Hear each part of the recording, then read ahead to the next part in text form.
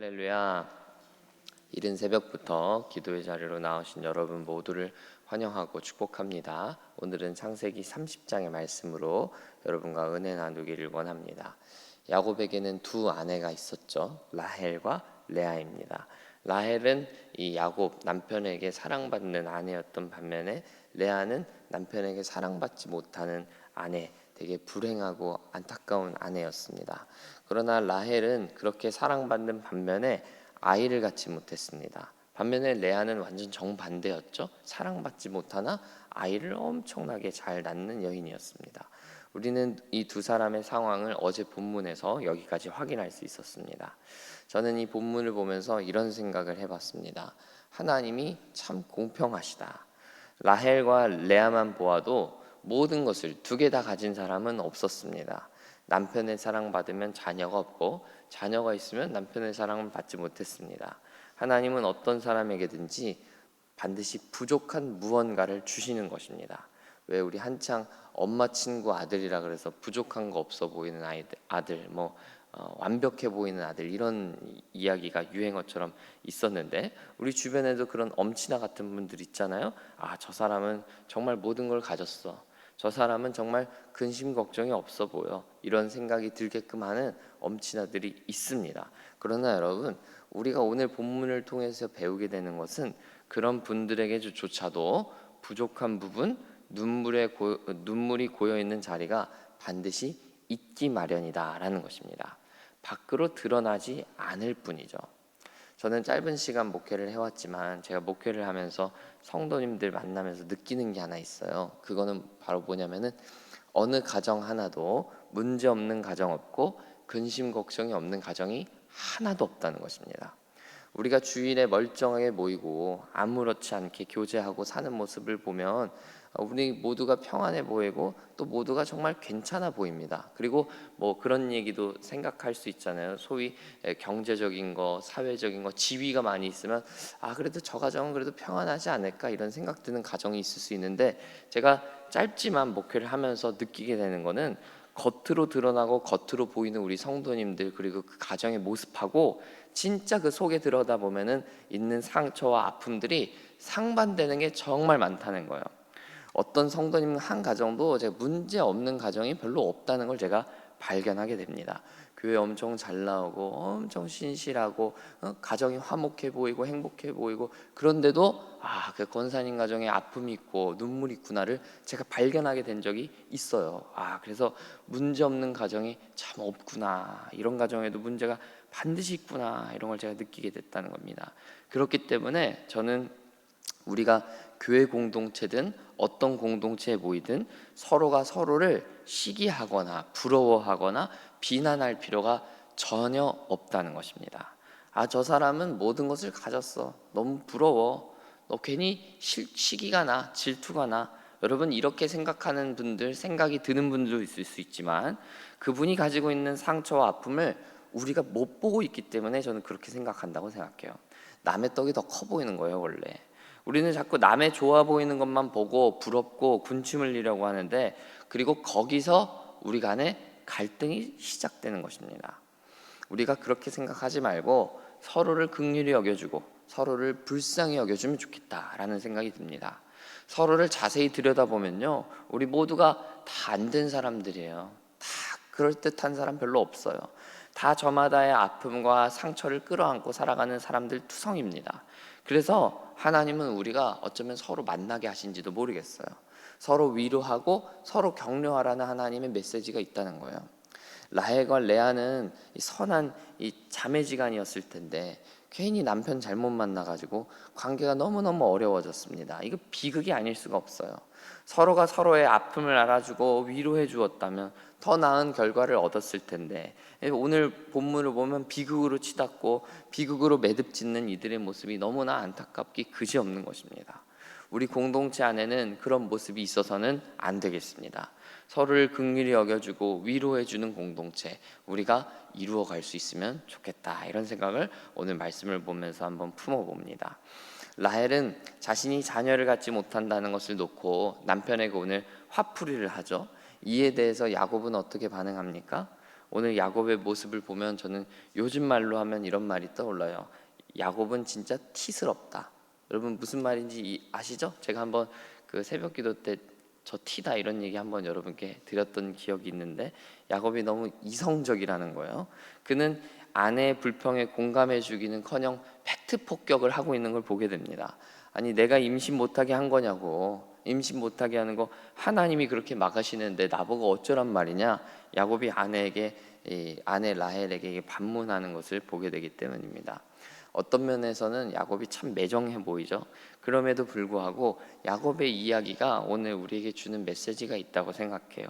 생명의 주관자는 하나님이시다라는 사실 때문입니다. 오늘날에도 보면 임신을 그렇게 사모하는데도 자녀가 안 생기는 가정이 있고요, 임신을 계획하지도 않았는데도 불구하고 의도하지 않은 자녀가 생기는 가정들도 있어요. 그 모든 상황이 생명을 만들어가는 주체가 누구냐? 사람이 아니라 하나님이시다라는 것을 우리에게 가르쳐 주는 거예요. 제가 몇몇 집사님들과 이야기를 나눈 적이 있는데, 제가 제 아내 임신 중에 있을 때 병원에 가서 초음파를 보게 되지 않겠어요? 손가락 개수는 몇 개인지, 뭐 어디서부터 어디까지가 몇 센치인지, 요즘 기술이 너무 좋아가지고 막 미리미리 확인하고 어디 문제가 있는 건 아닌가 이제 외부적으로 드러나는 건 확인할 수가 있잖아요. 저는 그게 그렇게 신기했어요. 그게 뭐 과학 기술이 신기했다는 게 아니라, 저나 제 아내가 뱃속에 있는 아이에게 손가락은 몇 개로 자라나야 된다, 손톱은 어떻게 몇 센치까지 자라야 된다, 뭐 귀는 어떤 모양으로, 코는 어떤 모양으로 생겨라, 뭐 저희가 무슨 AI한테 주듯이 명령어를 입력한 게 하나도 없잖아요. 그런데 놀랍게도 아이가 아주 건강한 모습으로 자라나고, 그 세포 덩어리였던 그 아이가 사람의 형체, 곰돌이 모양이 되더니 곰돌이가 갑자기 사람 모양이 돼가지고 눈도 생기고 막 입도 움직이고 양수도 먹고 뱉고 막 이런 놀라운 장면을 보게 되는 게 저는 신비롭고 경이롭지 않을 수가 없더라고요. 여기서 우리가 창조주 하나님의 손길을 느끼지 않을래야 느끼지 않을 수가 없는 거예요. 그런데 저는 여기서 확장해서 어머니 뱃속에만 하나님의 손길이 미치는가 질문해 보자는 거예요. 생명을 주관하셔서 정자와 난자가 만나게 하시고 정상적으로 분열을 해서 사람의 모양도 만들어 가시고 또 때가 딱 되면 출산하게 하시는 그 하나님의 섬세한 손길이 어머니 뱃속에서만 유효하냐는 거예요. 그럼 그렇지 않다는 거죠. 어머니 배 밖으로 나와 살고 있는 저와 여러분, 우리 모두가 너무나 건강하고 무탈하게 살고 있는 우리 이런 건강한 모습, 모두가 하나님의 살아계심의 증거요, 하나님의 섬세한 손길의 증거가 아닐까요? 저와 여러분이 오늘도 눈 뜰 수 있고 건강하게 두 손 두 발 우리 자유자재로 움직여서 이 자리에 나올 수 있는 거 다 하나님의 섬세한 손길이 아니겠냐는 거예요.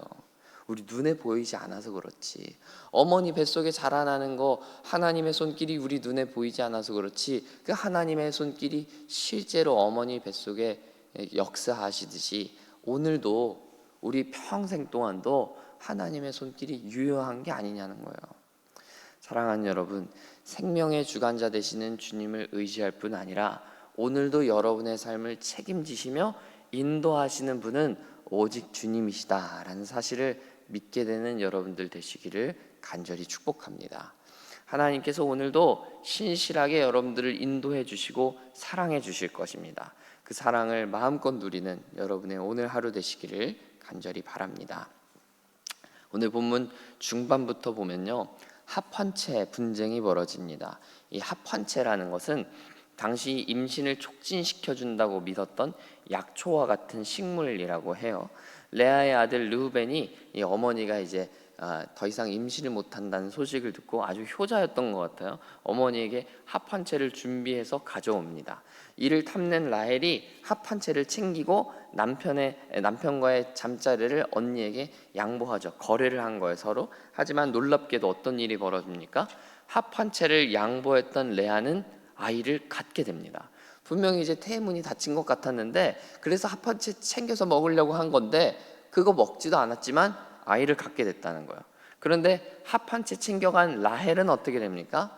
자녀를 못 봐요. 물론 뒤에서 이제 요셉 얻게 됐다는 얘기가 나오지만 그거는 나중 얘기고요. 합환체 챙겨가지고 먹고 나서는 라헬 소식이 뜸해요. 라헬이 얻는 자녀들의 순서를 보면 알 수 있죠. 라헬의 이 아들, 배 아파서 난 아들 요셉은 아예 막둥이거든요. 그러니까 이제 순서가 아예 뒤였다는 거, 최소한 몇 년이 지나갔다는 걸 우리가 알 수 있어요. 겨우겨우 그녀는 여종의 몸을 빌려서 대리모 역할을 수행하면서 어머니 역할을 하지만 어찌됐건 자신의 배 아파서는 낫지 못하는 걸 우리가 보게 되죠. 여기서도 역시나 우리가 알게 되는 게 있죠. 생명의 주관자는 오직 하나님이시다라는 거죠. 합한 채든 뭐든 의지해봐야 아무 소용없다는 것을 우리에게 보여주는 장면이라고 생각합니다. 그러므로 사랑하는 여러분, 오직 주님만 의지하시기 바랍니다. 합한 채가 라헬로 하여금 임신하게 한 게 아닙니다. 본문 22절을 보면요, 라헬이 이제 요셉을 낳게 되는데 라헬이 오늘 임신하게 된 경위도 하나님이 라헬을 생각하셨다라는 것입니다. 라헬이 합한 채를 챙겨 먹어서 보약 잘 먹어서 약발이 잘 들어서 그게 임신한 이유가 아니라는 거예요. 하나님이 돌보셨다. 하나님이 라헬을 생각하셨다. 이게 근거입니다, 여러분. 우리 인생도 마찬가지라는 거예요. 우리가 세상에 볼 때는 아무것도 없는 것 같고 가진 거 없는 것 같고 별로 소망이 없는 것 같다 할지라도 하나님이 우리를 생각하신다. 하나님이 우리를 돌보셨다. 여호와께서 노아를 기억하셨다. 여호와께서 아브라함을 기억하셨다. 그 동일한 기억으로 동일한 돌보심으로 우리를 돌보시면 그걸로 충분하다는 거예요. 그걸로 우리 인생에 길이 열린다는 거예요, 여러분. 그걸 반드시 기억하는 여러분 되시길 바랍니다. 그래서 다른 것 의지하지 않고 다른 사람 바라보지 않고 오직 하나님만 바라보고 하나님만 의지하는 여러분들 다 되시기를 간절히 소원하고 축복합니다. 사랑하는 여러분, 우리는 문제 앞에 내가 해결사가 되어서 해결책을 찾아보려고 부단히 애를 씁니다. 그러나 전반적으로 그 모든 수고들이 헛수고로 돌아갈 때가 많습니다. 왜냐하면 결론적인 해결책은 오직 하나님께만 있기 때문입니다. 그러므로 우리의 해결자 되시는 하나님만 바라보고 하나님만 의지하게 되는 여러분들 되시기를 바랍니다. 태의 열매도요, 어떠한 세상의 문제와 상황도 다 주님의 손 아래에 있기 때문입니다. 하나님 외에 다른 어떠한 해결책도 찾지 마시고 하나님만 찾게 되는 우리 모두가 되기를 간절히 소원하고 축복합니다. 우리의 주관자 되시고 우리의 생명의 주인이 되시는 주님께서 여러분들 책임져 주시고 여러분들 오늘 하루도 붙들어 주시고 여러분의 평생을 책임져 주실 줄 믿습니다. 함께 기도하겠습니다. 하나님 아버지, 우리의 삶에 여러 문제들, 여러 아픔들 있지만 그럼에도 불구하고 하나님이 우리를 붙들고 계심을 믿습니다. 하나님, 생명의 주관자 되시는 주님만 바라보면서 주님만 의지하며 살아가는 우리가 될 수 있도록 도와주옵소서. 하나님, 합한 채를 열심히 잘 챙겨 먹고 챙겨 가서 아이가 생기는 것이 아니라 하나님이 돌보시고 하나님이 기억해 주시는 그것이 바로 아이가 생기는 근거였음을 오늘 말씀을 통해 생각해 봅니다. 주님, 우리의 상황에도 우리가 해결책들을 열심히 찾아서 다니지 않게 하시고 오직 우리 해결책 되시는 주님만 바라보며 주님만 의지하며 기도하기를 힘쓰는 우리의 인생들 다 될 수 있도록 은혜를 베풀어 주옵소서. 예수님의 이름으로 기도합니다. 아멘.